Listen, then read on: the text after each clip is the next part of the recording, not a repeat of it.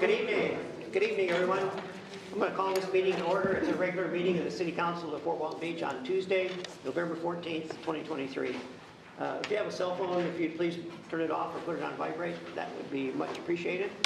And this evening I'm very happy to announce Reverend Roger Pedro from First Christian Church, who's going to lead us in the invocation. If you'd all please stand and then remain standing for the Pledge of Allegiance. Reverend Pedro. May we pray. Loving God, we meet in your presence today, this evening, and we pray that our elected and appointed leaders would be in a spirit of wisdom and discernment as they go through the business that is to be carried out, discussed, voted, and perhaps implemented. So Lord, we thank you for your leadership here, and thank you for the beautiful city in which we live in this area. So come and be with this assembly tonight, and may the truth be spoken in love and your presence felt, and we thank you for that leadership. We pray in your name. Amen. Amen. Amen. I pledge allegiance to the flag of the United States of America and to the republic for which it stands, one nation, under God, indivisible, with liberty and justice for all. Thank you. Thank you, Roger.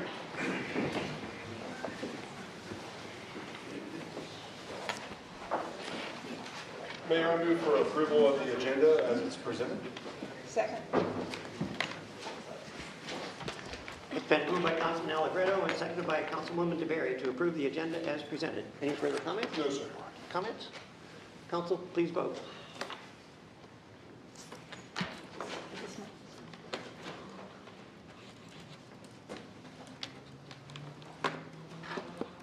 Oh, there it is. There it is. Does pass unanimously with 5 members of the council present this evening. I'm going to start out this evening with a proclamation for the Omega Psi Phi fraternity.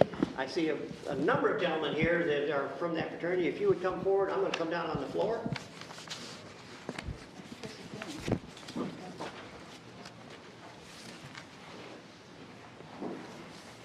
Oh, there it is. There it is.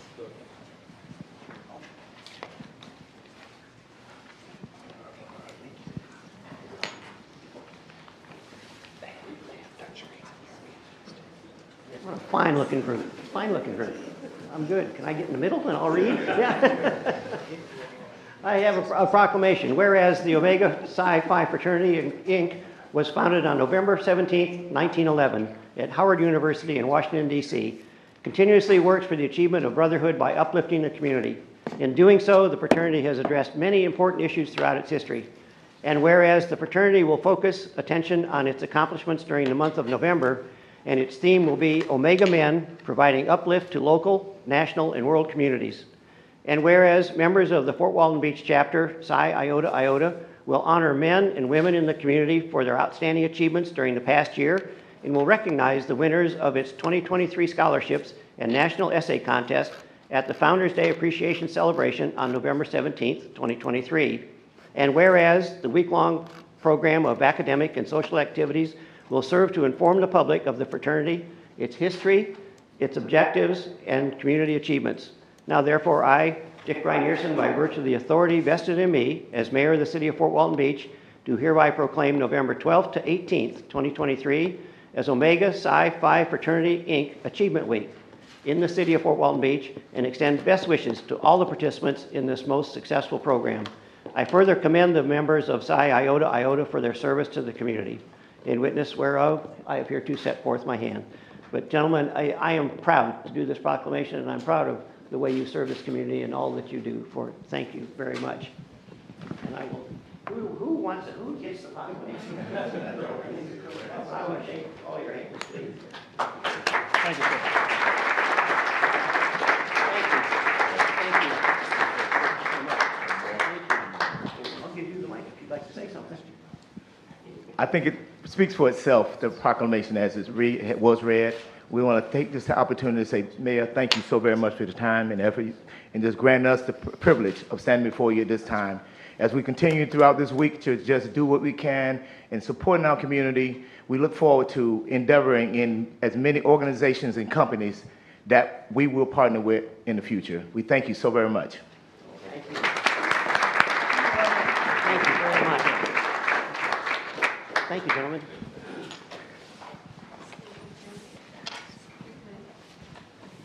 Mayor, we don't have any employee, not on No, 5-10 no. increments today. Oh, okay. All right. Well, then I do have an ACE award to hand out tonight. Alessandro Chavarri, Fort Walton Beach High School.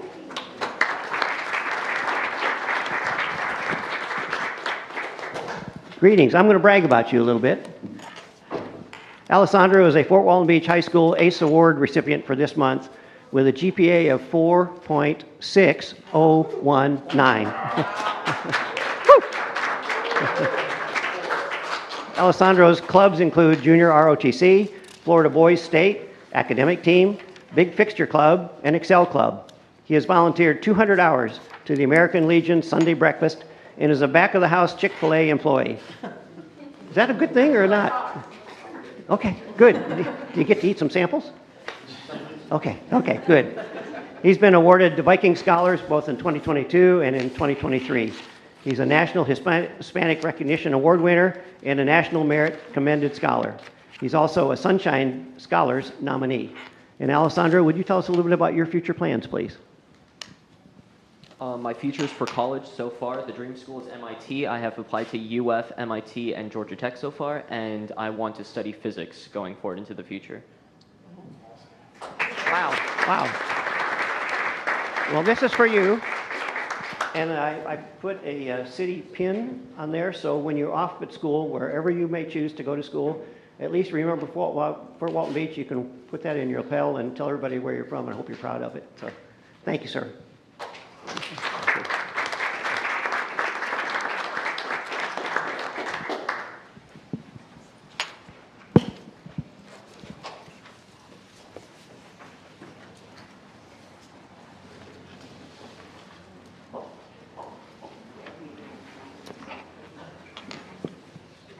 All right, that brings us to item number 7, the consent agenda.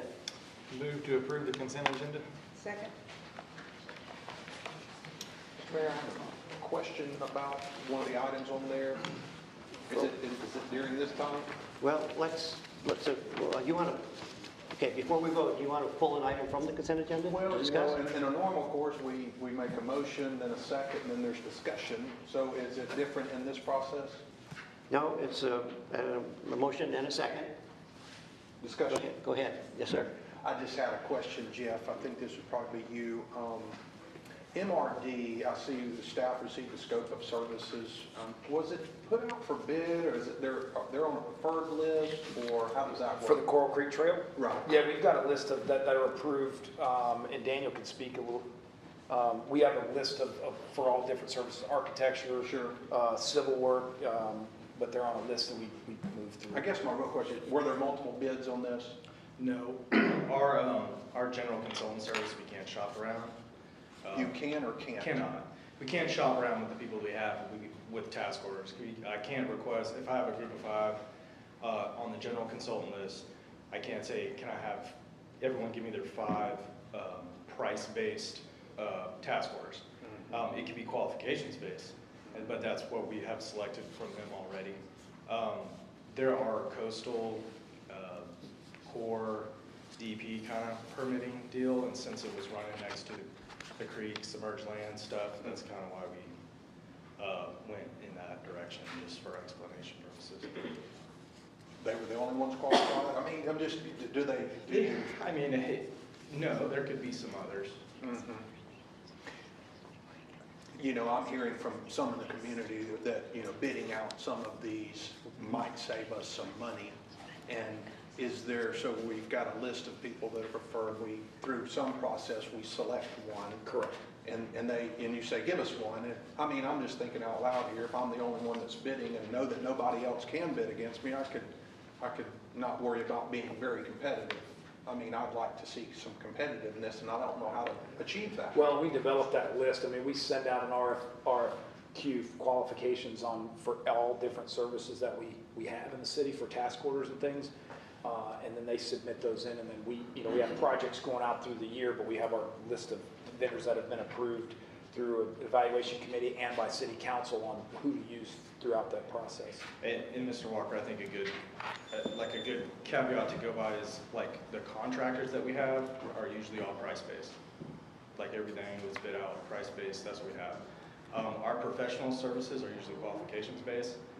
They very rarely are going, they're not gonna shop, we're not gonna shop. No one's gonna put down prices to shop price for professional services is what we've found, and it's kind of the operating deal. I think there's actually some protections,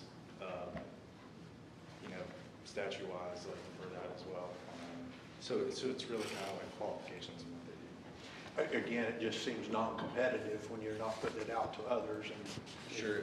The competitive process, I think, is satisfied in what we have during the 5-year general consultant qualifications. It's like a big deal. I think we're in year 4. I think it's the last year, and then they're all bid out again. And that's where and once again, those are qualifications based too. There's not, we have rates on there, but we cannot factor the rates into their selection on that. Gotcha.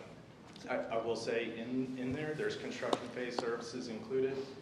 That's kind of down the road. If it does get to construction, but on the design front end, that's not anything that we would pay until we had a ITB for the contractor way down the road. Sure, so these guys will be putting the project work out to bid, and they'll receive multiple bids from contractors for the construction phase? Correct, in conjunction with the city. Thank you, sir. Yes, sir. Thank you.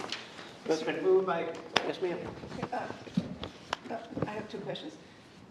The lowest bidder is not always the best company to go for. So how often are these contractors, for lack of a better word, is that changed? Did I hear 5 years? Every 5 years you go through a process? That is engineering consultants, architects, professional services, not contractors. The contractors that we have it will be project specific whenever we do issue something out to bid. And to answer what I feel like is your question, like there's references in there as well. It's not always the norm. We go with the lowest that just puts their name on a paper. It's the lowest responsive qualified candidate that we've gone through here, and that usually comes up. For those that have been stuck with a bad contractor, we try to avoid that situation as much as possible. So we do check the references and everything else that we have. We've done that quite a bit since I've been here. Because lately, what I've been hearing since is that I hear Jason Floyd all the time. I don't hear the others that might be the other architects that's available to us. Sure. So going back to that general consultant solicitation that we did almost 5 years ago, we had we were picking one architect. We have a large firm, civil. We have a small firm, civils for smaller things. We had coastal, and we added transportation, kind of did a multidiscipline deal. Mr. Floyd had won the architectural deal, and that's why you see his name on that side. But if there's something that the city wants to put out for qualification-based, not price-based, we always reserve the right to do so on that end, and it can happen at any point in time. Mr. Mayor, one more question since Yes, the sir. box is open.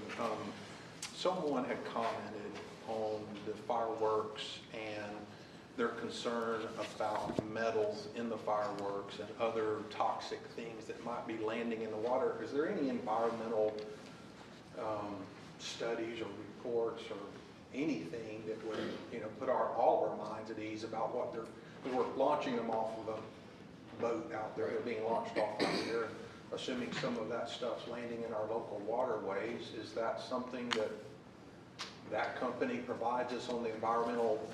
We can check with them. I'm sure they probably get those questions and concerns and stuff. Perfect, thank you. We'll get I'll get with those guys and we'll get some. Environmental impact study or something, just, you know, seems like in today's day, they'd have to be a little more aware of that. Right. But, okay, thank you. Thank you, sir. Any other questions from council? Please vote.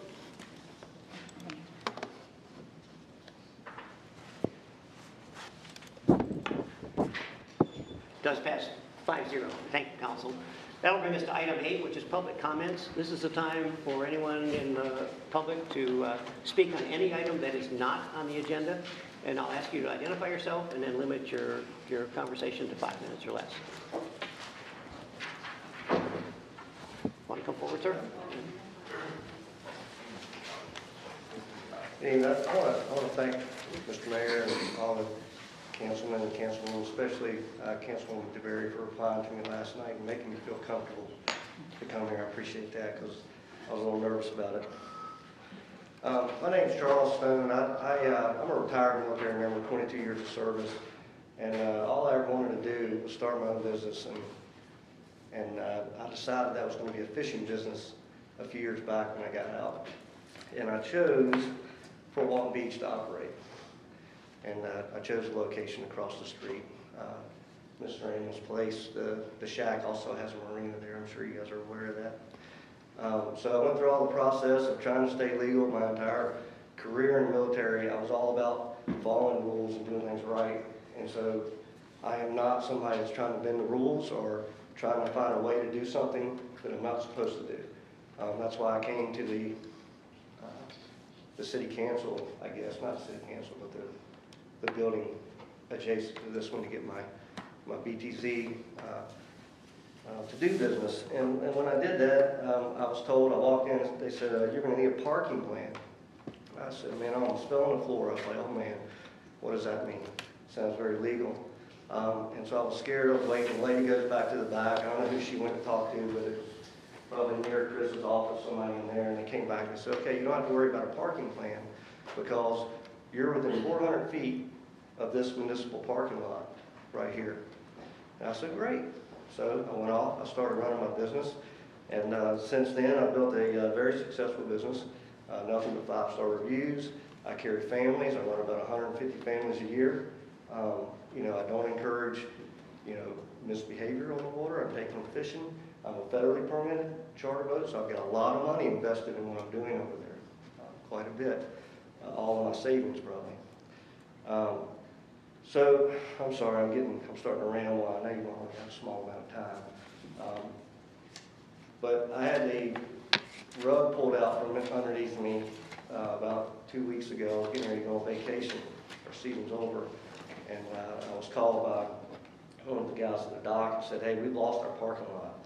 I mean, we have a parking lot, and this parking lot suffices most of the time, but it gets a little busy in the summertime. And for years, we have used, and I think going way before me, businesses have used this parking lot for operations. But anyway, I found out that you guys had moved to restrict the use of the parking lot. I went and I watched the video of the council meeting. I think it was October 24th. You guys discussed it, and you guys decided to move forward. My goal here today would be to ask that you kind of slow down a little bit on, I know it seems like you already made a decision. I'm not sure. It didn't seem like that we voted on it on the October 24th meeting, but I couldn't tell because you guys kind of moved forward.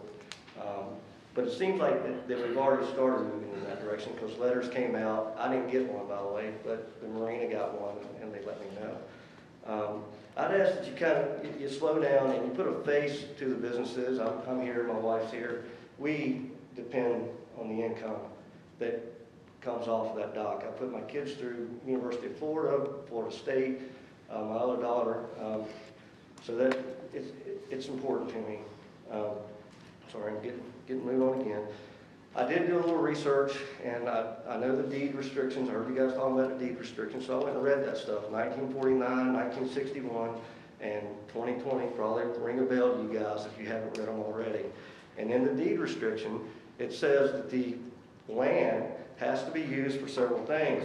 One of them is possibly a library, a city council, or a city hall. Another one says recreation. Recreation. I 100% deal in recreation. There are 100 slips on that marina over there, And every single one of them are recreational positions. So the people that are using the parking lot are using it for recreation. And the other point that I would ask that you reconsider is when I built my business, and when I stood my business up trying to follow the rules, I was told that I could use the parking lot. I don't overuse the parking lot. I don't even use the parking lot every time. Half my people, not half, I don't know what the number is. A lot of people Uber to my location. It's just easier for them. And then Mr. Engel provides us with a lot of parking over there, and we work together to use that. But I hope I got my point across. I'm not great at public speaking, but I just ask that you consider the faces of the people that are going to be affected by that, and also consider that we are using, I mean, if you're not going to use it for what we're going to use, it's just going to be an empty parking lot over there. And if what I'm doing is not recreation, then I don't know what is. I mean, if anybody'd like to talk to me afterwards or anything, you can give me a call. We have some questions for you. We might have some questions for you now. Okay. Can we, Mr. Mayor? Do we have? Go ahead, ask the question. Well, I was just listening to you there, so you had a parking, they told you initially get a parking plan. Yes, sir. And then you, since you were within 400 feet of here, you didn't have to have one? Right. That was what was there?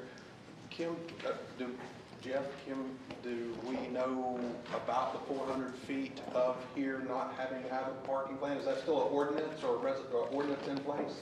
Yeah, Chris could speak. Yeah, and what is, the difference in this parking lot and the ones that you have, like maybe the landing or downtown areas, is the deed restrictions on it. And just as a little background information, it started on safety running across the street. And then the idea got brought up from some council members about maybe some paid for parking out here for commercial businesses. And then so I contacted the family, the Liza Jackson family, where the deed was issued from, and there were some restrictions, and they had notified the city that years and years ago, the Sound Restaurant, which used to be across the street, it was utilizing the city parking lot when they did an expansion, and back then they deemed that the property, they could not use that for that. So based on the family, the deed restriction said that it was to be used for City Hall auditorium, and the recreation standpoint was that in 1949 or 61 or something, there were some ball fields, which they've been revamped back here. But that was the details of the deed through the family. It was brought up both ways to get possibly, let's do a small fee to, paid for parking, utilize the funds for something else, and the family said that it wasn't supposed to be used for commercial use. It was deeded to the city for city use only. And that's from the family, and then the council had discussed it at a couple of meetings forward, and that's where the signs came from. That's just kind of a brief history of what happened. Right. Jeff, could you send to council the deed restrictions? It's been brought up several times in my past, and that's the first I've heard of recreation. Clearly, fishing in our community is recreation. It's long. I mean, it's been here before the city was here. So, to honor an ability for fishing to continue here across from City Hall, something sounds good to me. Putting a face to you is really important. And restaurant business is not recreation, but fishing clearly is. So I'd like to look at the deed myself and see what it talks about. I mean, if it doesn't single out, ball fields back there, fishing, and it might be something that a permit or a sticker could be given to your customers or something that indicates you're part of recreation parking, not restaurant parking. So we'll move it. I'd like to move in that direction, at least look at the deed restrictions, see if anything can be opened up there for you. Okay. Thank you. And I'll get that to you all. I think I sent a clip of that recently, today or yesterday, but we'll get a discussion with the family, and Ms. Kopp and I can maybe sit down with the Liza Jackson family and kind of look at the deed restrictions. And the last time I talked to them, they had mentioned it was not permitted for commercial use, and that's why we were at where we're at. Yeah. But I will send that. Right. And then you got commercial, you got commercial teams coming in here to play, and it's like, well, that's not recreation, that's commercial. They're playing on our fields out there, so it gets kind of muddy for sure. Thank you, sir. Thank you, Charles. Thank you. Anyone else wish to bring up an item not on the agenda?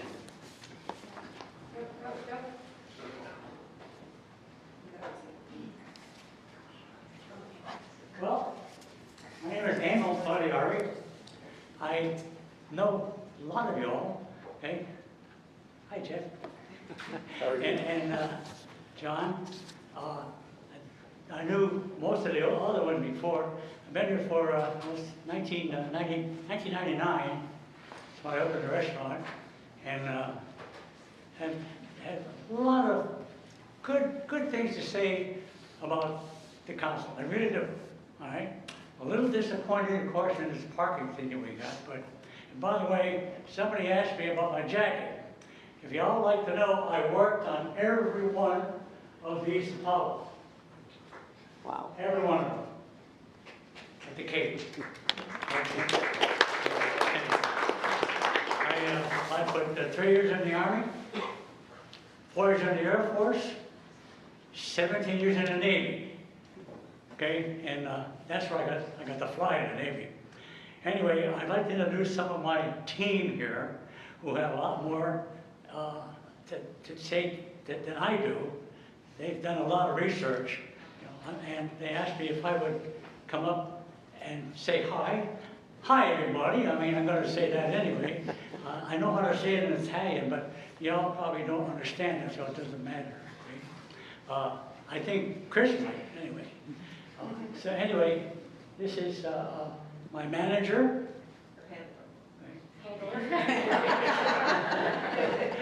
Kelly Young, and this is what's your name? She runs my marina, okay, and no.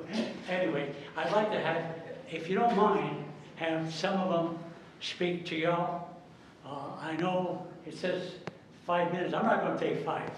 In fact, I'm going to take probably 3, maybe 4. If anybody of y'all have any questions, maybe I can answer them, okay? But my point tonight is I'd like to know if we can come to some agreement, you know, about our parking, and I'm going to leave that thought with y'all, okay? So just think about it, okay? All right. Thank you. Thank you, sir. Kelly? Are we good? Never mind. She's a lot prettier than I am.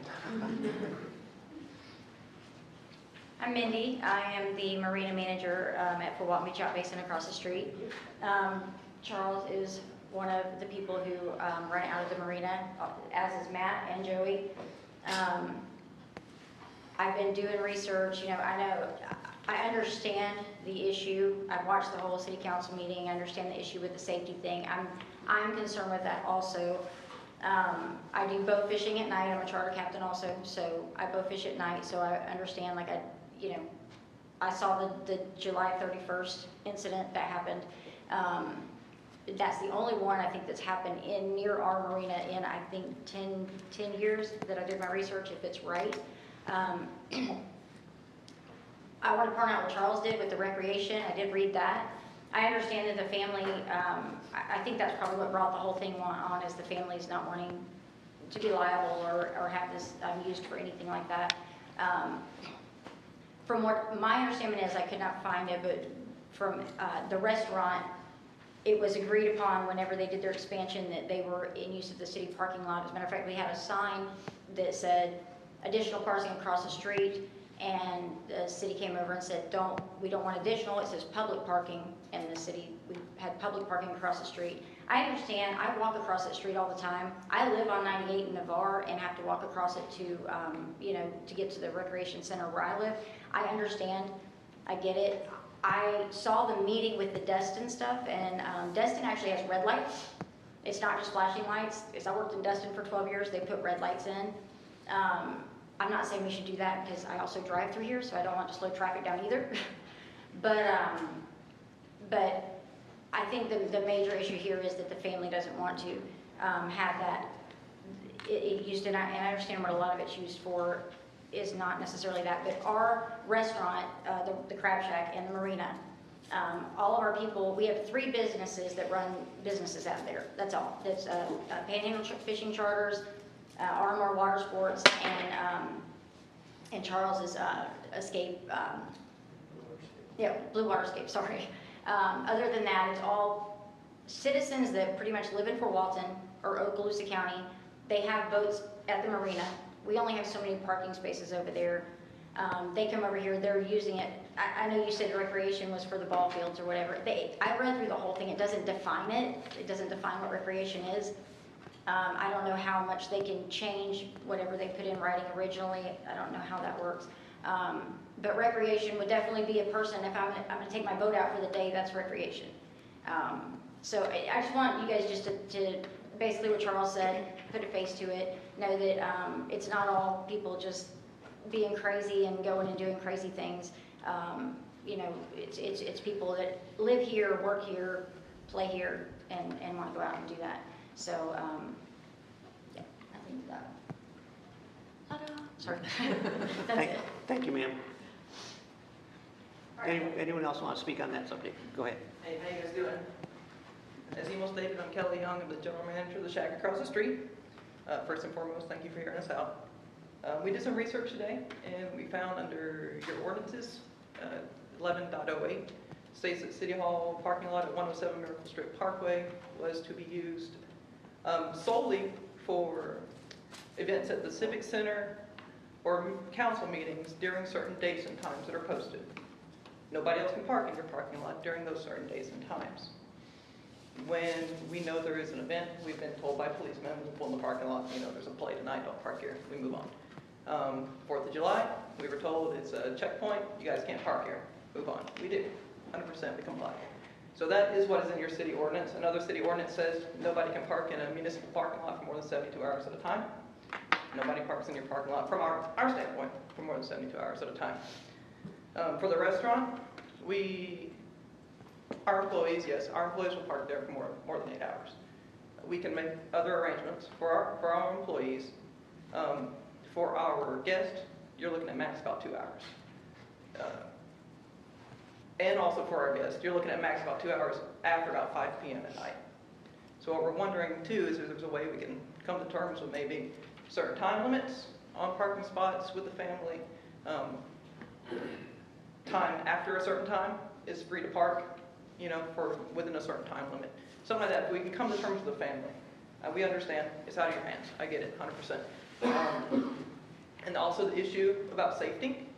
We've already been in contact with someone at the city. I believe it's been Chris, who's also helping us with the DOT. We have emails from the DOT that have already put plans in place for a crosswalk. It's already, looks like it's been started. The sidewalk is already funneling people into 98 for no good reason. So it looks like the crosswalk has already been started from a safety standpoint. Also, I think I heard at the last city council meeting that, you know, we have a great amenity across the street, the Sound Park. You know, people can park there, but they can't park there because of our guests and our employees. I get it. But then City Hall is used as overflow parking for recreation for that park. So you're still having that same issue of people crossing 98, and you're going to be parking in your park crossing 98. So we still have that issue. As far as the restaurant, you know, we're just human, and you know, guests of the restaurant are guests of your city. We bring in over 200,000 people a year to our little restaurant, and you know, a lot of those people we are bringing back across Brooks Bridge to bring money into your city. Once they cross Brooks Bridge, it's difficult to get people on this side of the bridge. They're going to Destin, they're going to 38, they're going to Sandus, and they're going to Panama City. We don't have a lot of amenities in Fort Walton for people to come and do. They don't have like big shopping district. We don't have amusement parks. What you do have are little mom and pop shops that are the heartbeat of your city and make this place run. We are one of those places. We are a destination. We have people that come, like we were told, for 3 hours from a different state just to come here to eat with us and spend money in your city. Yes, our parking lot is small and it's not your problem. We 100% understand that. We do. But we've always been told we have use of this parking lot. And because of that use, we've been allowed to grow and expand and become something that people come to your city to see and to do.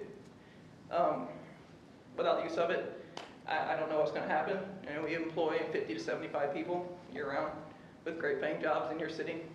They live in your city. They spend money in your city. They have housing in your city. You know, our parking lot goes away. I don't know what's going to happen. I don't know. You know, some of our people are actually back here. Some of our faces back here, you know, and they're my kids. They're my family. And it would be awful to tell them I can't employ them because of parking, you know. So all we ask is, is there a middle ground? We can meet with the family. We're happy to meet with the family. We're happy to talk to them, put a face to it. It doesn't matter. But I don't. But like I said, guest of us are guest of you guys, and we just ask for some consideration. Thank you. Thank you, sir. Mr. Jeter. I would just like to say thank you, all you guys, for coming out and speaking. It means a lot. Mr. Stone, you said you weren't very good at speaking, but you spoke very well, and to put a face behind some of these businesses that are over there, it's tough to be in a situation when our hands are tied, like you said, when the deed says this and it says that, and we're with safety. But all you guys have used something and said something that really makes me want to continue this process. Is y'all all said, can we work together? Can we meet in the middle? You're not coming in here throwing rocks, saying this and that. You're actually saying, can we work together? Can we meet in the middle? So I don't know how, but hopefully we can. So thank you all for coming and speaking. Hopefully we can. Can I speak for a second? Yes, sir. Certainly. My name is Matt Dorian. I own RMR Water Sports in the Yacht Basin where Mr. Stone is. And I was told the same thing in 2010 when I started my business, that I did not need a parking plan because I was within so many feet of y'all's parking lot. And I had access to it. I'm a smaller business, got about 7 boats, that's it. Been very profitable, it's been good. And I'm just wondering, is there a medium ground? Because I really didn't think this was a huge problem. I realized it's a safety problem, and the way we work it is everybody goes into that parking lot, we unload everything, and only let one person bring the car across the street and one person across the street. It's the only way we let them do it. On the other side of it, if, like a middle ground, if there's something we can come to, because I really didn't see this being a huge problem till all these pop-up businesses came down the road, down 38 Miracle Strip Parkway, and started filling that parking lot up, because it used to be barely full until that popped up. And like I said, 2010, we've been working with y'all, no issues, and just try to work with us. Y'all got any ideas? You tell us. We got any ideas? We'll tell y'all. I appreciate y'all's time. Thank you, sir. Anyone else? Hello, I'm Joey Savagio. I'm Panhandle Fishing Charters. I'm the largest inshore fishing company in the Destin area. We have 4 boats. I just want to put you guys a face with my company. I'm also across the street. Charles, at every point I'm going to make tonight, I just want you guys to know that I have employees that work with me. They have their source of income as well. I've got my own family, 3 kids.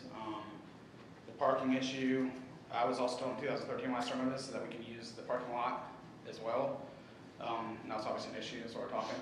My question to the council is, how do we get this on another, is this going to be able to be on another meeting for a bigger topic in the future? Like you guys meet every 2 weeks, I believe, correct?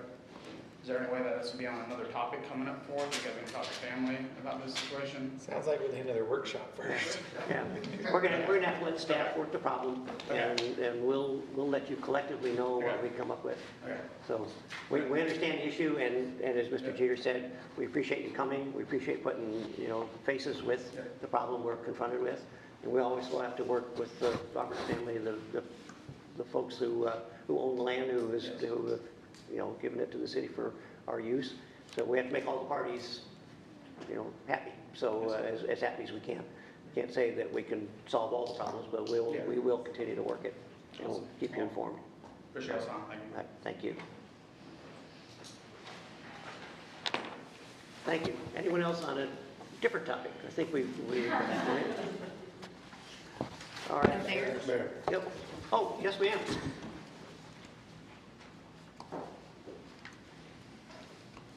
Good evening. I'm Glenda Glover, 115 Waynell Circle. A year or 2 ago, you all spent over $50,000 and got someone to come in and tell us how we can make our city better.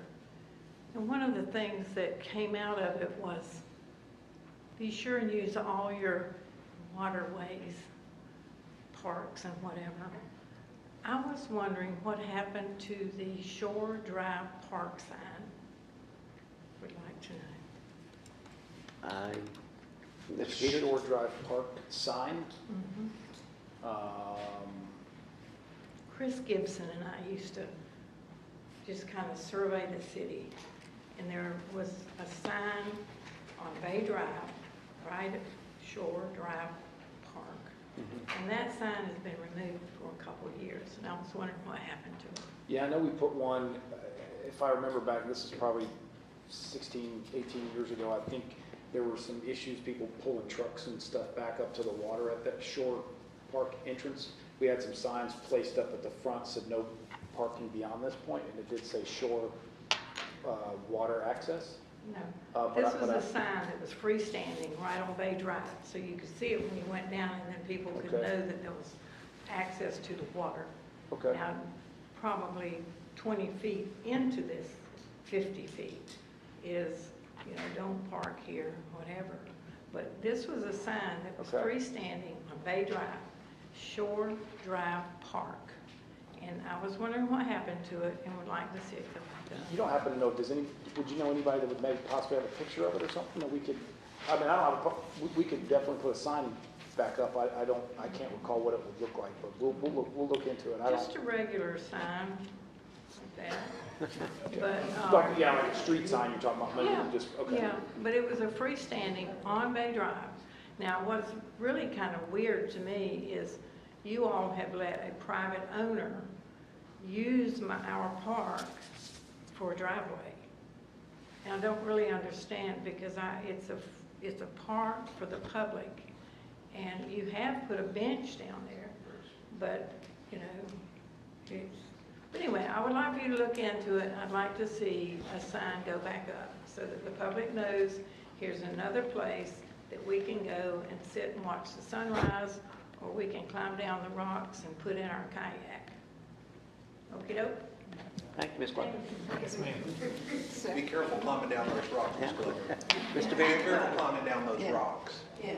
Matter of fact, Mr. Peters, there's two individual houses that have used that driveway as their driveway. So you might. They can cut through that to get into the property, correct? That's right. Anyone else have something to present tonight? It's not on the agenda. Okay, seeing none, I'm going to go on to item 9, resolutions. And thank you all for being here tonight and presenting your... Thank you. Item 9, resolutions. Item 9.1, 2023-22, amending resolution 2015-13, rules of procedure for city council meetings. A resolution of the City Council of the City of Fort Walton Beach, Florida, amending resolutions 2015-13, rules of procedure for council meetings, providing an authority, general rules, types of meetings, presiding officer, and duties, order of business, ordinances, resolutions, and opinions, citizen presentation, suspension and amendment of rules, and providing an effective date. And this is for us to discuss. So whoever wants to lead this off, I'll be happy. Mr. Jeter. I'm trying to find it on here where we have removed the FLC train down in Orlando. Yes. That was a recommendation to make it. 10.2. 10.2? Yeah. We didn't really bring this up last time. After the last couple of weeks, I threw it out to Jeff, and I'd like to see where the rest of you guys' heads are on it, but I don't even know how we could compile it together, but it'd be interesting to see how. You know, I've toured the jail, even though that's in the county. I've done a ride along with the police department. You know, I get permits all the time from growth management. A lot of us go pay our water bill, but it would just be really, really cool if somehow we could put, kind of like we do a strategic planning where we go around office to office and we meet the directors and they talk to us. But I think we should go one step further and say if you're newly elected to council, you know, if you've done this before, you don't have to do it a second time, but as you're elected to council, you maybe have 90 or 120 days to go around and check maybe 5 of 10 boxes, and those boxes could be go to the water department and answer 3 phone calls. You know, just hear what our citizens are saying when we answer the phone. It was go to growth management and sit down with Chris or Josh or somebody and see how a permit works from start to finish. You know, you're required to go sit down with Nicole and learn about some finance stuff. You know, if you don't want to do a ride along with the police department, you know, maybe go to the police station and do a tour. So just kind of throwing it out there. I'd love to hear what you guys have to say, but actually kind of You know, when I pitched it to somebody the other day, they said, oh, it's like undercover boss. No, it's more like, you know, teammate learning what a teammate does. I don't think anybody up here is undercover boss and wants to go learn what everybody's doing, but kind of go learn what your teammates go through on a daily basis. And I think I would love to see going to Orlando and learning about big government, bigger plates with some kind of requirement to tour your city and understand how it works behind the scenes. I think it would help a lot. So I'd love to see what you guys have to say about that. All right. Yeah, on that, I'm a little confused because we had a discussion last week, or last meeting about 2015-13 and proposed changes. And by all means, I don't know where it goes from here. I'm assuming that with this discussion on these changes that we discussed at last meeting would at some point, maybe including that idea, be codified in a new resolution, right? I mean, I see basically outlines in almost the minutes by, you've done the minutes underneath this with the Councilmember Walker proposes the changes and stuff, and everybody else has got one over here. So if we need to add more to it, maybe now is the time to do it. But is that how this would, you see it going, Jeff? I mean, we talked about changes, opening some things up, closing some things down, and the resolution is attached. Scroll on down, and the changes that you guys recommended are below that. well, I looked at resolution 9 and then clicked 1. Is it ordinance first reading? No, it's a resolution. It's 2023-92. Yeah, that's so it's redlined. The changes are in red. Is that not what why is mine not red? And the area that we're... way down there. Okay. So 10.2 changes that Orlando training from requirement to option. And if, at Councilmember Cheater's suggestion, if you want to revise that paragraph further to include a local training within the city, as he described, we can do that as well. I see. So we could leave it saying give the option, but I'd rather make it a requirement where you had to go tour your city and understand how it works behind the scenes. I want it to be a requirement that new employees come up here and introduce themselves, right? And get any support. Yours will be weird. So, but yeah, you've already done the, oh, thank you. You've already done the codifying proposed, and now by all means, I am opposed to requiring fellow members to do anything within the city. That's just me. I mean, if you want to go ride along, you want to go meet with them, by all means, please do. I mean, I invest my time in the city in many ways, and you know, I meet with staff and others in different ways, so I'd be opposed to requiring members to go visit all of the departments and answer 3 questions or anything along those lines, but that's just me. Other comments? Yes. Sure. Mr. Alvarado. I'm very much in favor of Councilman Jeter's idea. I think it'd be hard to do that tonight, to include this, because there's so many variables there. We wouldn't necessarily know, you know, like, is it, obviously I don't want anyone answering the phone at the water department. I know you're just giving it as an example, but I think it's a brilliant idea, just in the sense of getting to know what every department does, how the city functions and operates. It is far more valuable. As somebody who's done both of these things, it is far, and Councilman Meade, I'm sure could say the same. It's far more valuable to go meet with the finance director and learn how that process of the budget works, and ride along in a trash truck and see how that looks at that time of day and who that person is and all those things, than it was to go learn about, you know, the branches of the Florida Senate or whatever. As you can tell, I don't really remember too much of it, so it wasn't that valuable to me. But I'm all in favor of removing that and putting in some sort of mandatory, I agree with mandatory education through meeting with city staff. I just don't know how we would do that tonight. As for the rest of them, I think they all look pretty good for the most part. I'm in favor of the rest. So, thank you, Matt. Thank you, sir. Mr. Meade. Under these points, I was very disappointed with my training down in South Florida. I was hoping to have a nice, thorough education on sunshine law, how government works, and I felt like I spent the whole time listening to people tell how their city did it.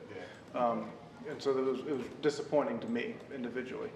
I still remember my ride along with Mr. Peters when I first got on city council, driving the sidewalks and stuff in the parks and seeing all that. And walking to the GIS offices off of Hollywood. Never forget those days. And so I agree, it's vital to understand the departments, understand how they work, see the equipment that needs to be replaced. It's hard to see from up here. So it was very important, the time that you spent with me in the parks and the other departments. So. Would you entertain something of the effect that it is highly recommended that new council members engage with the directors or engage with something to replace that paragraph about, having to do the emo training? Rather than mandatory, highly encouraged? I don't know. I'm just throwing it out. Yeah, I mean, listening to you guys, I like the idea of, an option, and Jeff being one of the key guys that knows what's going on here and what would be important for us to know. Meet with finance, meet with HR, spend some time with them. By all means, if I have something that's presented to me that says, you should probably go do these things, you'd benefit from it, I'm definitely fine with that and probably take it better than being told. That's just me. This has nothing to do specifically with meeting with finance or anything. This is just my personal experiences over the last 6 months, because every time I do one of these things, it's just like, wow, I didn't know that. Well, I wish, like John said, you can't go to Orlando and learn that. I guess coming from the construction industry, it's the same thing. We hire somebody. They say, I want X amount an hour. Well, you go work for a week and I'll tell you how much I'll pay you on Friday, because you don't know exactly what you're getting into until you go to work. So that would be my thing. Go to work in the city for a week or two, see what everybody in here does, and you'll have a whole new perspective for being a part of the team. So I don't know how to sum it up in the words. We talked about a cue card where you got 10 boxes and you got 90 days to check 5. I'm with you. I'm not making it mandatory. Maybe this is something separate. We do separate from 2015, 13, and over our time here, we create some other kind of path that a newly elected council person does. Just wanted to throw it out there while we were talking about this. Well, we do an employee orientation, when we bring in new employees, and it may be something where the directors and the staff develops an orientation, so to speak, for new council members. Yeah. And the strategic plan was a quick, there was 5, you guys had like 5 minutes with each director, so I felt like I was walking around going, hey, time's up, and while you guys were in good conversation. So it'll take a little bit of time, but the directors can develop that orientation, and hey, I need you to come by and GIS and all these parks and everything like that. We can develop a plan, orientation for council. Maybe it's not part of this, maybe it's just part of an orientation. But then it could be mandatory instead of this, because you got to come to orientation, so that may even be better to do it that way, not attach to this. So, yeah, I would agree with that, because I remember after getting elected, it's like, here's your email. Yes, show up and get sworn in. I pulled permits, and we've done this before, so I was familiar with the city, but the ones who and are. I do think the staff would appreciate it, being able to show what they do. And 100%. Sure. Well, if we leave that out of this, I think the document as corrected is probably pretty close to where we want to be. And I'll open that back up for comment. Mr. Berry?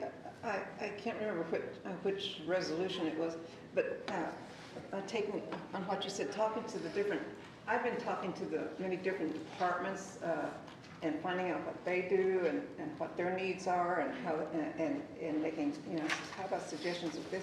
I know I'm down to the recreation department quite a bit, and they're not liking it, but I'm asking about. Well, but I'm bringing in business, let me tell you.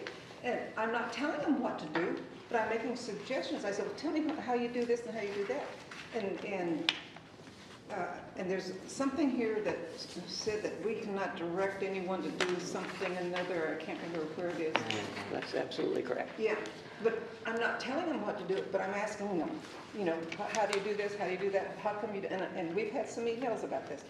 And so are you asking to limit my conversation or limit our conversation with the employees and not talk to them or suggest things or ask questions or I'm sure whenever you rode with the police officers or the fire department, you were asking questions, and I know I would be. They'd probably get tired of me asking the questions, but how are we supposed to know what's going on in our city if we cannot talk to the people that are doing their jobs and asking the question? I mean, I can read this here. I hate reading it on this computer here.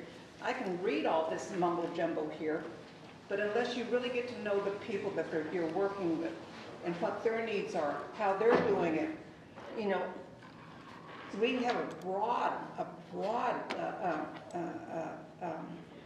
experience up here that we can share, and if they're hesitant about, well, I don't want to do that, or that's something different, I said, well, just think on it. We can make changes, or we can make it better to make our city grow, make our residents, our taxpayers that are paying our wages, you know, how can we make it better for them? And I'm all for that, you know, but I'm not going to I'll come tell you, hey, I talked to so-and-so, so can we do this, can we do that? And then hopefully you will, you know, work it out. If not, then we'll have another discussion. So, I don't want it to be mandatory that we do that, but I'm out there. I wear my little red cap out there, and I'm asking questions all over the place, and they hate to see my shadow cross the door. But then there are also many of them that come to thank you, thank you, thank you. So it's entirely up to you. Mr. Berry, it's written the way it is because we collectively cannot give direction to any city employee, and that's very, very, very important. They all have a supervisor, and that's who they take their direction from.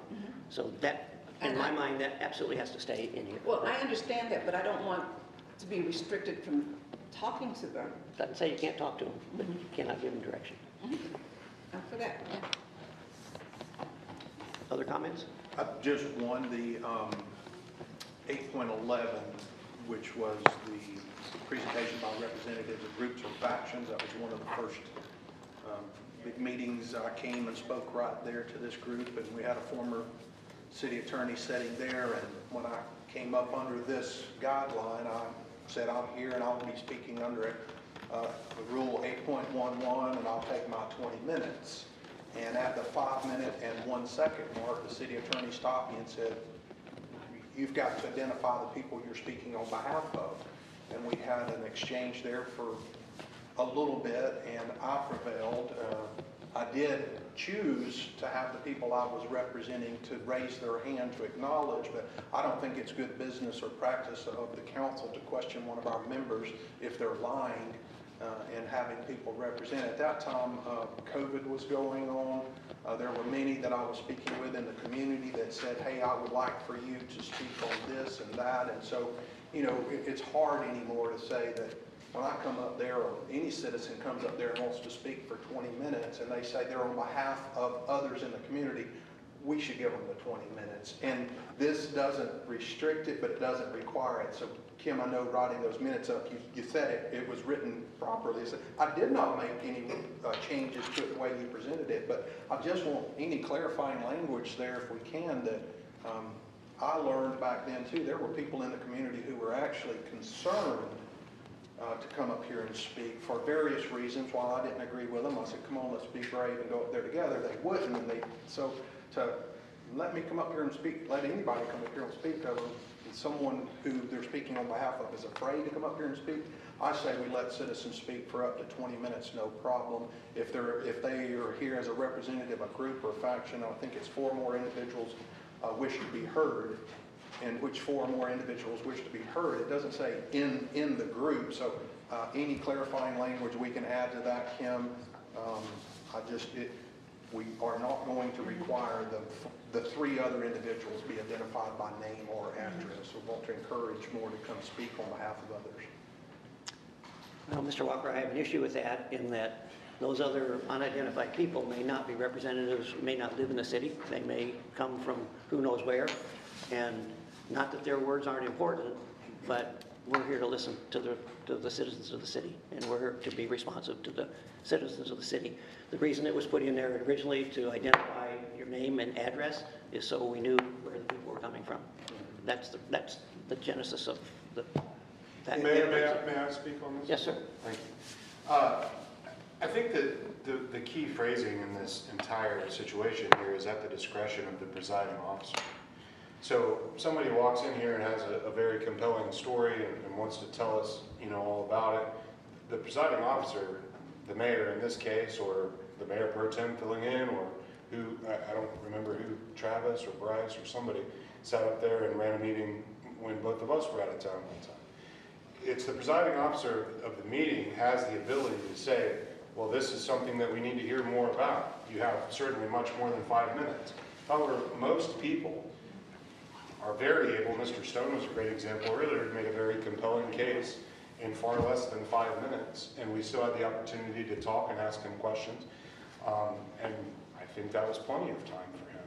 Now, if there's somebody else that needs more time than that, he's able to grant that. That's not a hard and fast rule. I've certainly seen him let other people speak longer than 5 minutes.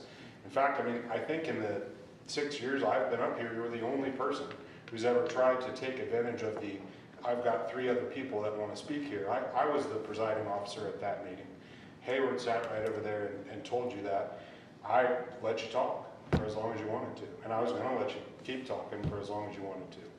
I didn't necessarily agree with what you were saying at the time, but I wanted to hear what you had to say. Nobody was trying to shut you down.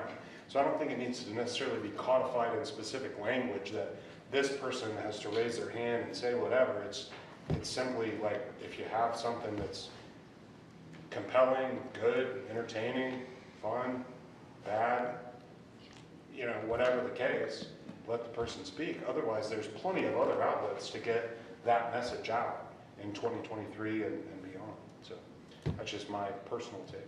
Thank you, Mayor. Thank you, sir. Mr. Berry. I've been present at some of these meetings that Mr. Walker is referring to, sitting out here. And I remember the first time he came up and addressed City Council. He was prepared, he had his notes, and he was cut off at, it was 2 minutes or 3 minutes? 3 minutes, okay. And I go, wait a minute, that's not right. I didn't say anything, I was sitting there. He came back again the second time, he had his notes all ready. I go, oh, you're gonna try again, good. So he came up, he was shut down again. I can't remember how long. The third time he came and I go, So he asked, because I understood what he was talking about, and I wanted him to get it out. And he asked, he says, would you give me your 5 minutes or 3 minutes, whatever they allow? And we went back and looked at this, and it's 5 minutes, and unless you had something that, but during that time, there was a woman that came here, she didn't address herself as a resident, she self-proclaimed drug addict, prostitute, and on and on. You allowed her to speak 20 minutes. So I thought, you can have my 5 minutes, Mr. Walker. And other people gave him the 5 minutes. And it was not taken lightly. So I would like this addressed, and I would like, and I realize that when they come to the podium, we announce who we are, where we live. We are residents of Fort Walton Beach. We're city residents, taxpayers of Fort Walton Beach. Let us speak. This is what this is all about. But when there are other people come here that are not residents, and are allowed to speak 20 minutes, rambling on, that's not right. So I agree. I would like us to work on this. I agree with Mr. Allegretto. The presiding officer does control, and I would expect that to happen. Again, I'm back to, and Mr. Berry said it there as well, we should be encouraging people to come up there just to remove, if someone wants to come up there and lie and say they're here on behalf of 3 others, to take 20 minutes, and they're not repeating themselves, and they're not being belligerent, and they're not being ugly, we should listen to them. And so I just, again, nowhere in 8.11 does it say that at meetings in which 4 or more individuals of a group or faction wish to be heard, a representative of a group or faction may address the council rather than all members of the group or faction, and in such instances shall limit their address to 20 minutes. So Nick, I didn't remember that you were the mayor pro tem or mayor at the time, but, I would have liked for you to stop Mr. Dykes and say, allow Mr. Walker to speak. But Mr. Dykes jumped all over me, tried shutting me down at the 1 minute and 1 second mark. And I'm like, well, I'm not done. I'm here. And he wanted to question me on who I was speaking on behalf of. I don't want to say it's none of his business, but it's not in the ordinance. If y'all want to change the ordinance to say, and you must have the 4 people or 3 people raise their hand and identify themselves, then go ahead and write that in there. But otherwise, we could do it the other way and say, it is not a requirement that the others identify themselves. There are people who are afraid to come up here and speak for reasons, again, that I assure them is probably not the case, but they say, listen, I don't want to identify myself as behind that message, but I support it.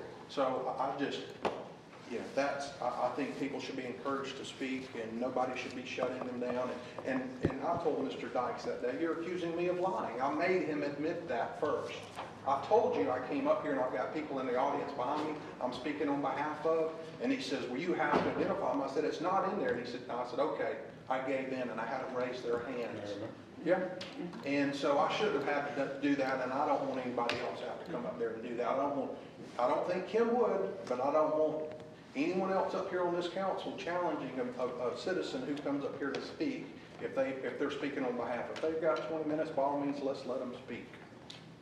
So just for a suggestion, why don't, after listening to all of the concerns from the different council members and the mayor, let us ponder it and come back with some suggested changes for you to look at the next meeting, if that's okay, on this issue? Because I'm sure we can come up with something that works for all. Thank you, Ms. Cobb. Councilman Walker, you were saying 8.1. It was 8.11, 8.11, sorry. 11, gotcha. Just curious, Mr. Mead, how many times in your previous term did you deal with this in your 4 years? I don't recall invoking the 20-minute time period, but I'll just leave it at that. I have some comments whenever you're done. So you haven't experienced it? Other than the once, no, sir. I haven't experienced it in my 6 months, and you've been here how long? About 6 years. So, I mean, you've only experienced it the one time? It's not frequently invoked, that's for sure. It's one of the major issues within the community of utmost importance and money and I know, but it sounds like one personal time, and we're spending way too much time on it tonight. It's only happened one time in 7 years. I'm okay with the way it is now. I'm trying to protect the people that come up here in the future. That's all I'm trying to do. There's nobody here tonight wanting 20 minutes. If they come up there, I won't, if we need to codify it, then so be it. But I don't think you were here during the fire assessment fee, and this place was packed, and there were people outside. Were you? And the speakers were out there, and then we had the next room next door. I was in here at the first 3:30 workshop about it. Yeah, that was the 3:30. It was thrown on just a few days before there was going to be a workshop about it. Yeah, so I was here for both of them. Back in 2019. Mr. Mead? I'm very open to expanding it because I believe we're doing this not for us, because we know we're going to tour the various departments and do those things. But I'm very open to expanding the permission for the accumulation of time in the event that the public is opposed to something that the majority of the board is in favor of. So, and one other thing I'd like to focus on is that I believe we have the duty to listen to both the residents that live here and those that don't live here that may own businesses here.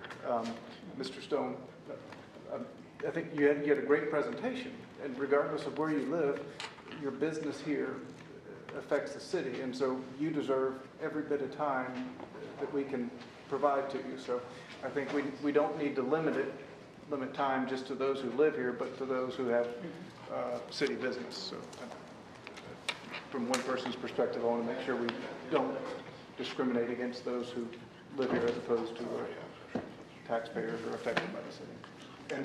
And Mr. Mayor, to that point, you brought up initially about just the citizens. Well, in the earlier presentation by Mr. Cressetti, he clearly stated that there were many that participated in recommending our densities that lived outside of the area. So, and again, I don't know who they were. I don't know if they were stakeholders or just people wanting coffee and donuts or something. I don't know. But their input was taken and put on a piece of paper, and data was provided to us indicating that's what the people wanted. So we do take outside information. So it's not, I mean, I'm fine with a county resident coming up here and complaining about some portion of us as an entity. I don't want to silence that person because he lives across the street.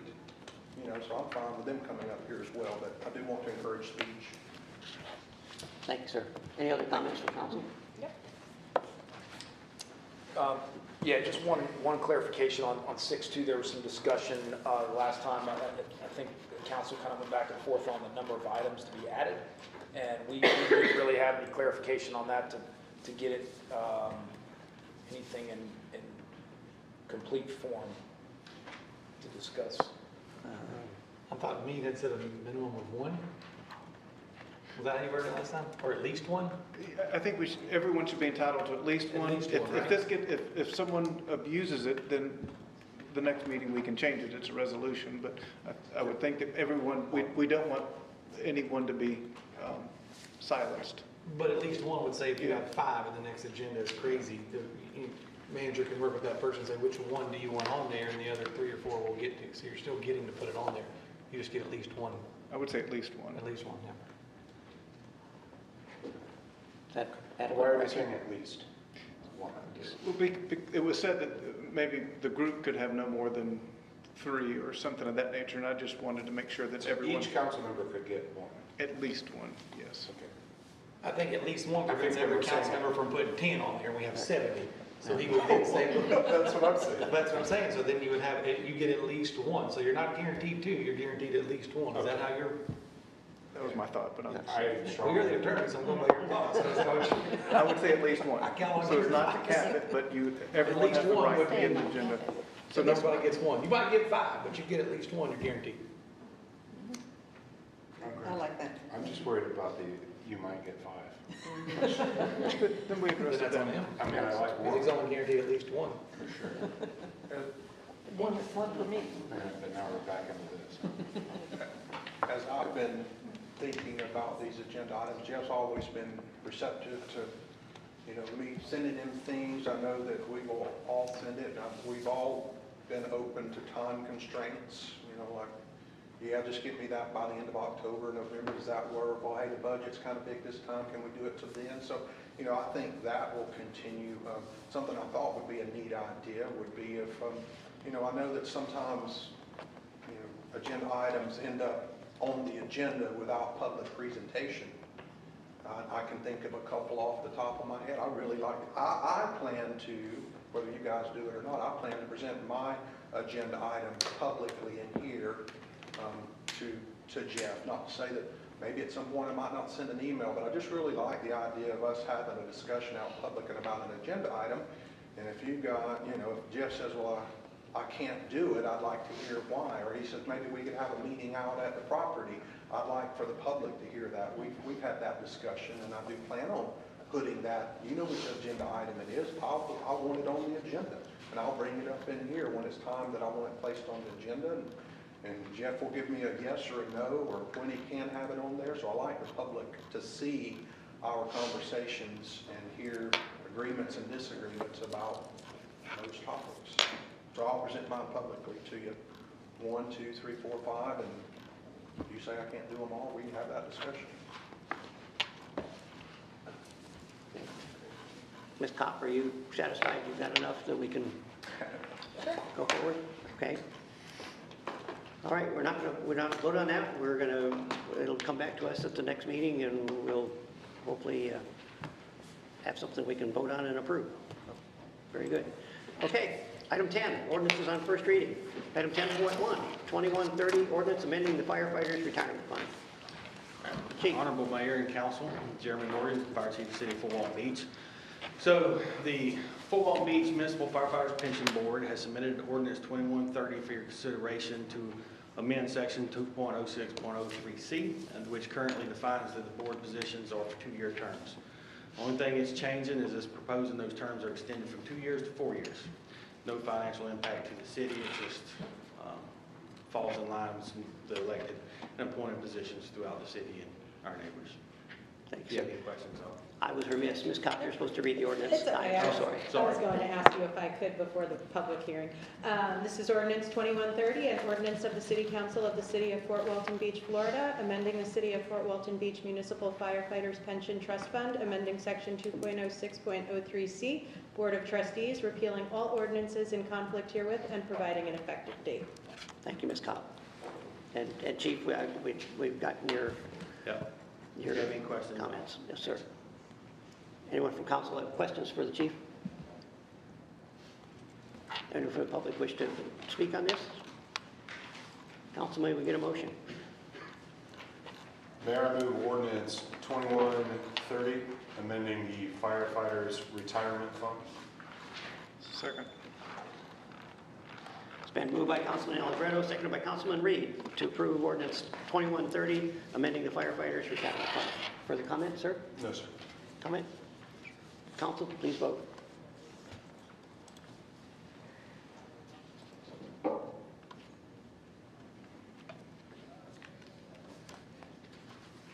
Does pass 5-0. Thank you, Council. Brings us to item 11, appointments.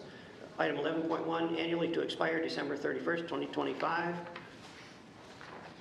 First one is the Chamber of Commerce, the Advisory Board, which is currently filled by Mr. Peters, and Mr. Mead has volunteered to serve. Mayor, I nominate John Mead to serve as the Chamber of the Commerce Advisory Board representative from the city of Fort Walton Beach. Second.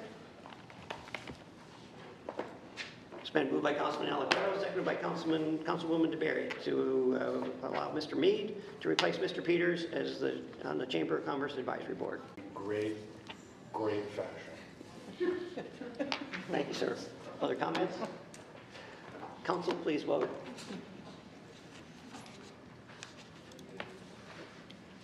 Does pass 5-0.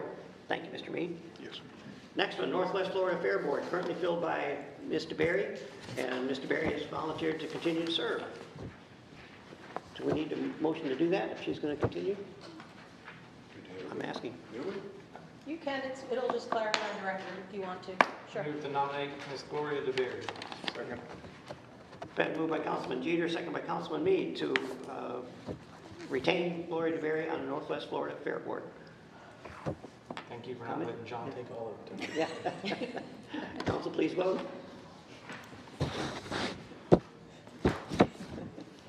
Passes 5-0. Thank you, Council. Item 11.2, biannually to expire on March 31st, 2025. The Okaloosa County Public Library Cooperative, alternate position. Currently, I've been doing that, but Mr. Mead has volunteered to serve, and I thank him so much for that. If we can have a nomination, please. I nominate John Mead to serve on the Okaloosa County Public Library Cooperative. Second. I do have a question. I'm just curious why on that one, John? I was told that the mayor had many positions he had filled and that he could use some help. So that's why I volunteered to fill those. So glad to do it. I truly appreciate that. Thank you. I've done these boards in the past. So. Been moved by Councilman Jeter, seconded by Councilman DeBerry. Councilman, please vote.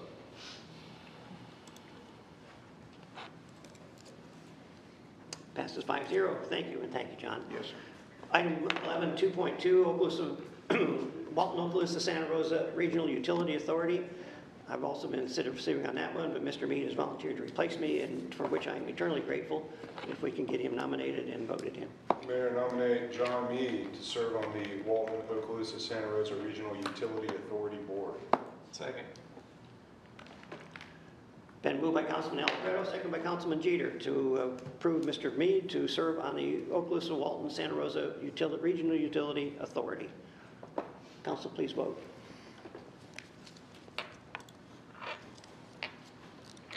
Does pass 5-0 again.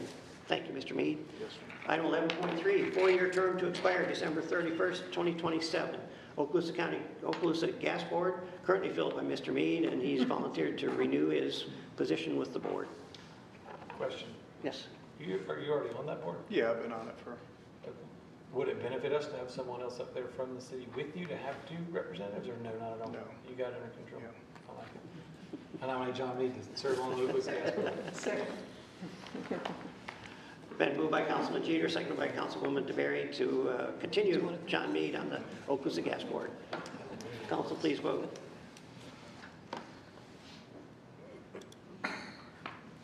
Move to approve the job meeting consent agenda. Does pass 5-0, thank you. Local planning agency appointments. Recommend city council appointment of Melissa Ozimek and Jamie Thompson Seifert to fill vacant positions on the local planning agency. Ms. Barnes. Thank you, Mayor. We have two positions on the LPA board that needs to be filled. One is a regular position, and so we have Melissa Ozimek, who is currently serving as alternate, and she has volunteered to take that regular position. And then we also have an applicant, Jamie Thompson Seifert, who has volunteered to serve as an alternate position. So with that, staff respectfully recommends city council appointment of Melissa Ozimek as a regular member to fill an unexpired term to expire September 30th, 2025, and Jamie Thompson Seifert to serve as an alternate member with no term date on the LPA. Thank you, ma'am. Council, may we get a nomination? So moved. It's been moved by Councilman Allegretto, seconded by Councilwoman DeBerry to appoint Melissa Ozimek and Jamie Thompson Seifert to fill the vacant positions on the LPA, Local Planning Agency. Further comments? Please vote.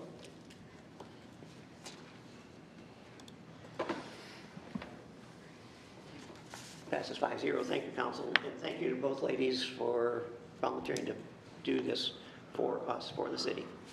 That'll bring us to item 12, 12.1, 2024 City Council regular meeting schedule.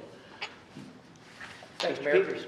Yes, as some of you recall, the calendar for council meetings is discussed in November, December of each year, and for the next year, just for posting purposes. And the schedule, there's a couple of kind of issues.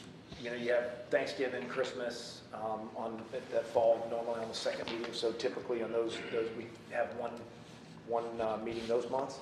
Kind of laying it out this upcoming for 2024. The second meeting in May falls the day after Memorial Day, which is when school gets out. And so we're recommending one meeting in May, which would fall on the 21st of May. We typically don't have meetings in July, getting us ready for the budget workshops, and then one meeting in November on the 19th, and one meeting in December on the 17th. And so those would be the 3 months with one meeting and then none in July. So just need council approval of the meeting schedule for 2024. Thank you, sir. May we get a motion? Council. So moved. Second. Been moved by Councilman Meade, seconded by Councilman Allegretto to approve the regular city council meeting schedule as presented by Mr. Peters. Further comments? Council, please vote.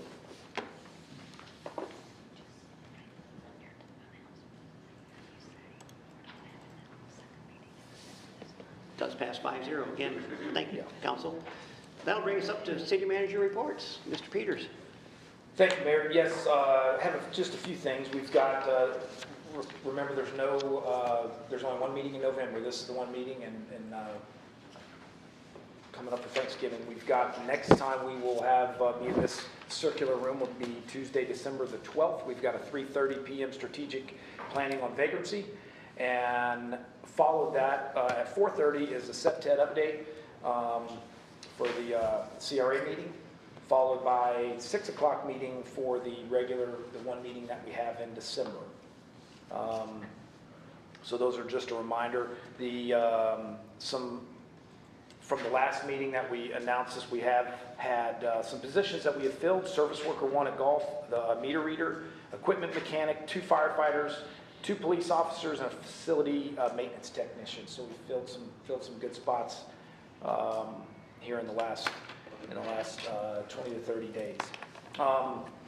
We've got some Christmas events and coming up. We've got the tree lighting the day after Thanksgiving at the landing, and that'll be the lights and the trees in downtown. Everything will start on that Friday, that Black Friday, the day after Thanksgiving. And then the Christmas parade is the first Monday, always in December, which would be this year, it's December the 4th. And one last thing, probably for the last 10 or 12 years, we've been talking about branding and taglines. And so what we've kind of been back and forth on You know, we've had Sarah Peter with no luggage, and we kind of got to a good point there. We've got some pictures and videography and some things like that. And we actually had a former employee that had to move out of town with her fiance, threw out an idea of what about FWB 365? You know, you start kind of tallying all the stuff that we got with Sarah Peter, and you know, we're a water community. We're out, we can do something outside every day of the year. It's a great community to live, work, and play in. Kind of developed some things on a sketch on a piece of paper and brought the Peterman Agency in to kind of put some color and some design to it. So we would like to unveil tonight, got some gifts from council. This one, Councilman Allegretto here. Well, here's our, we can put it up on the board there. Our city, this is, our employees are going to be wearing these. We'll get them a shirt, a logo. This will be it's a live, work, play every day. FWB 365, we're excited about it. It's something we're going to, you know, our employees are going to, we'll get them some hats and stickers. And so here's a short sleeve shirt. And we also, my daughter actually put some time in these cups and put the stickers on those. Nice. So, Mr. Berry. Live, work, play. I love it. That's awesome. I do too. Thank you.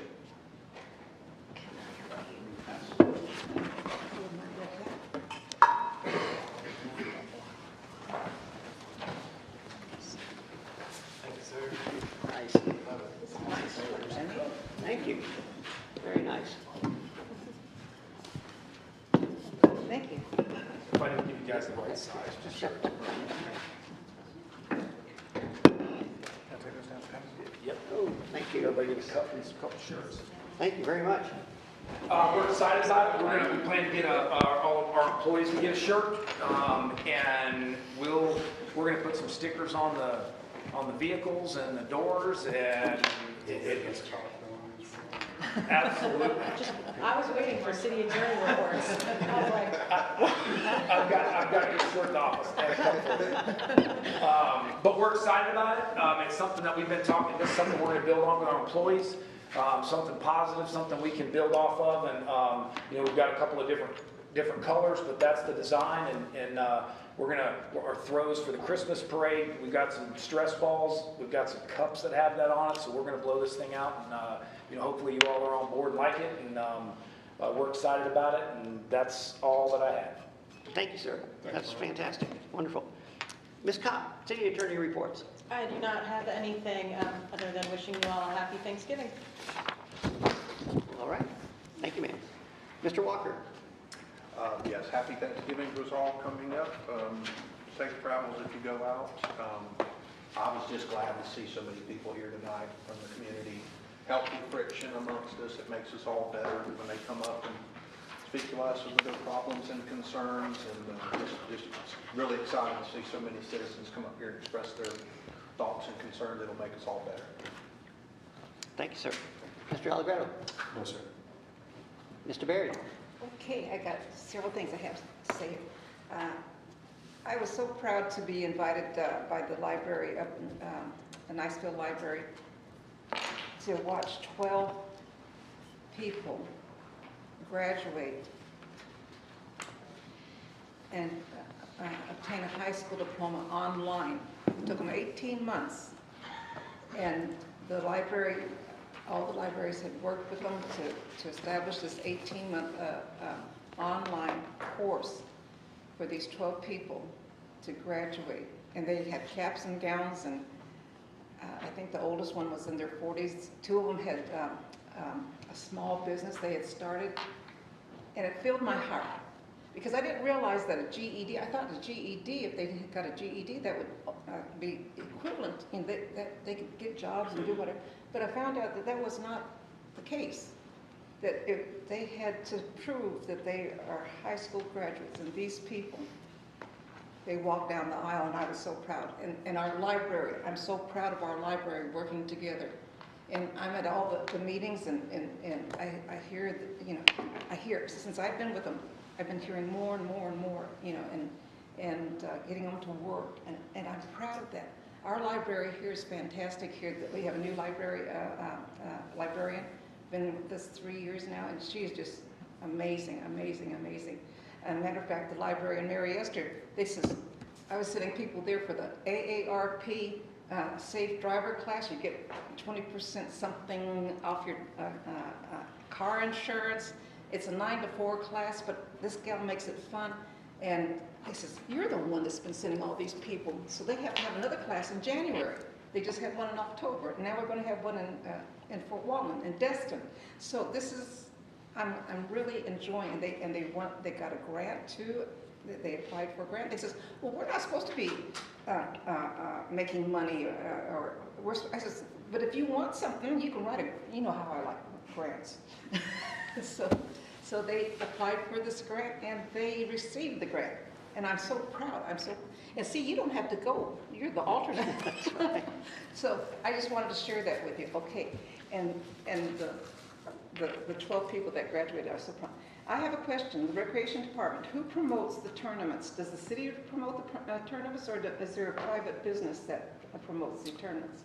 Depends on what type it is. Normally the tournament that is putting on it, the tournament will market it. Okay, the reason I ask this is that I've had several people tell me, I had to pay to go watch that tournament. That's correct. They do. They said, I live in Fort Walton. They lived in Fort Walton. Yeah, they rent the space they rent the fields from the city, and that organization runs that complex for that tournament. And sometimes they were it's not high. happy. Yep, they were do. not $26 to watch a family member play. It is. That's all over the country. We don't like it. Well, I'm letting you know. And while we're on that business, thank you. As of June of this year, the city residents do not have to pay a membership fee to be members of our recreation department. Here comes, I want to lower the fees for the classes. Since the last couple of months, the First Baptist Church in Fort Walton Beach, they had to close down their gym classes and all that because of whatever reason. And thank you for, Omar has come over to work part-time, and he ran that over there at First Baptist Church, and he's working at the Recreation Department now, and thank you for hiring him. But also, I would like to lower our class fees from $5 down to $3, or maybe I'll go down to $2 or $3, but I want to lower those class fees that our city residents are paying, because the instructors are paid 70-30 from what I understand. They get 70 and the city gets 30. And but since First Baptist Church, and I just send them over here to the recreation, Gold's Gym, they closed down their classes, send them over there to the recreation department. Instructors, go over there and talk to, see if you can work with the city to provide yoga classes, which they need badly, and some other classes. And since this is happening, more and more people are coming, city residents are coming, and also non-city residents are coming. So these classes are full. You know, we've taken up the pickleball court indoors, you know, and that says a lot. So I would like us to consider, I would like to make a motion that we lower the fees for these classes down to what Niceville pays, $3. I mean, if I could have a little input on this, we you know, and the classes are structured based on the instructor, the cost is. The instructor basically is a contractor for the city, and the 30% pays for the room rental. They don't come in and pay a room rental. They receive 30% of, you know, if you bring in a month $100 and the city gets 30 and the instructor would get 70 for the month. Mm-hmm. In my 18 and a half years as a recreation director, I didn't have many volunteer instructors that want to come in and do it for free. There's a fee associated. I think the recreation membership for city residents was great. Recreation membership holders get a discount. But offering classes for free for people, we would have a very, very, very difficult time getting instructors. So do you think that's why the other ones closed? Because they were all doing it for free? No, they were not doing it for free. our insurance, we're paying a stipend, whatever the insurance paid these companies, like Gold's Gym, they got a stipend. But I'm just quoting, they said that they can make more money with the trainers charging and all that. So for many, many years, well, Riviera was there, and then they came over and closed down, and then those instructors came to Gold's Gym and other places. Niceville only charges $3 for their classes. And many of the trainers or the instructors here in Fort Walton also teach up in Niceville. I mean, they call around, and based on our facilities that we have, and First Baptist Church, I know, charges $4.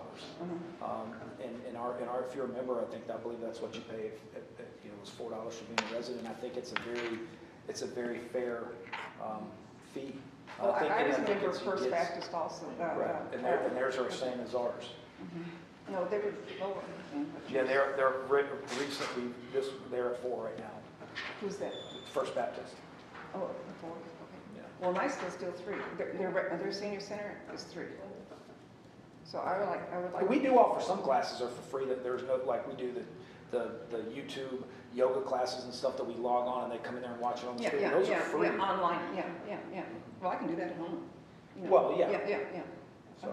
But I would like us to consider to bring the fees down. I mean, some of it's instructor based. I mean, basically, they kind of come in and say that they have a price that they'd like to make an hour, just like they did at Gold's Gym, and you kind of figure out how many people you can fit in the room, and you kind of base your fees off that to make it worth their time to get a good instructor. And some of the instructors also do it free through CLL, Center for Lifelong Learning. Mr. Barry, I heard you made a motion. Did anyone second that motion? What was the motion?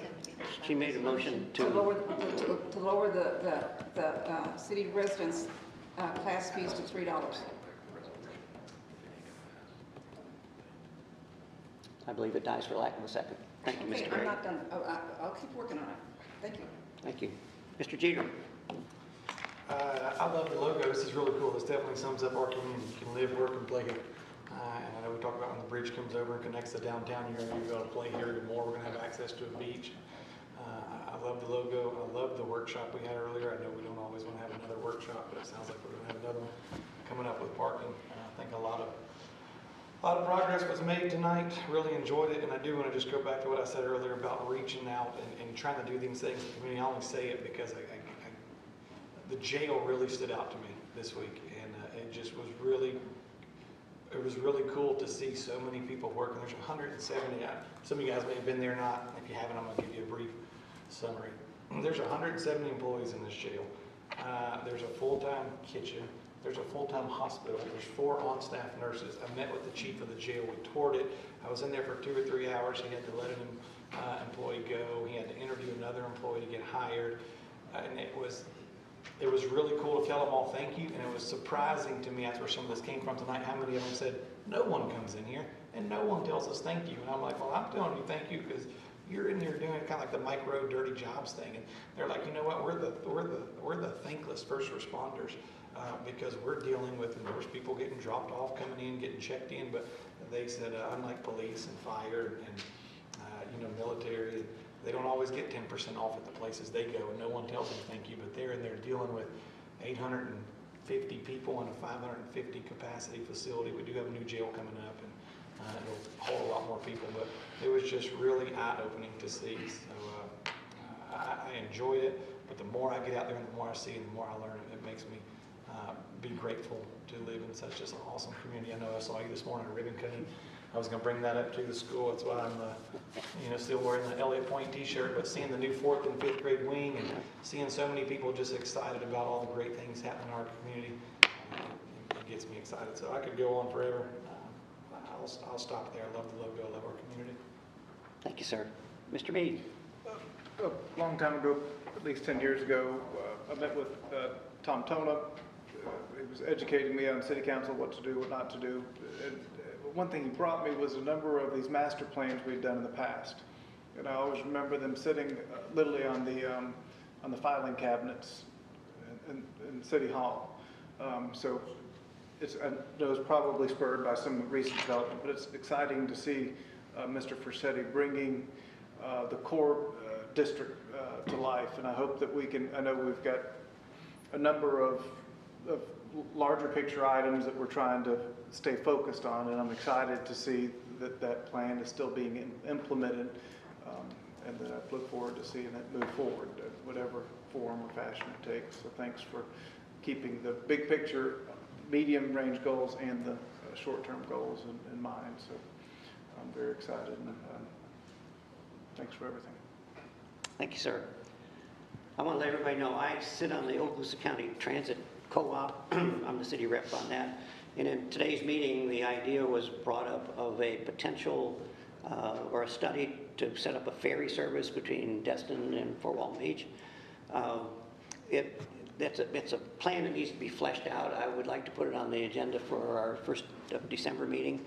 The kicker is Destin would, to do the study, Destin would put in $12,500. They would like Fort Walton to put in $12,500. County commissioners will put in $25K to flesh out this study. But until I have more information, I did not want to bring it up for a vote tonight. I want to put it on the future agenda, and we'll have backup information that tells us what they really have in mind for a ferry service. At this point, it's unclear whether it's a passenger service only, whether it's a vehicle and passenger service. You know, just too many unknowns to make a decision on it tonight. So I'll put that on the next agenda. And other than that, look forward to everybody at the Christmas tree lighting on the 24th of November. The event starts at 5, but we'll light the tree at 5:30 sharp. Countdown then. And Christmas parade following on the 4th. Look forward to that. And don't eat too much turkey. Happy Thanksgiving.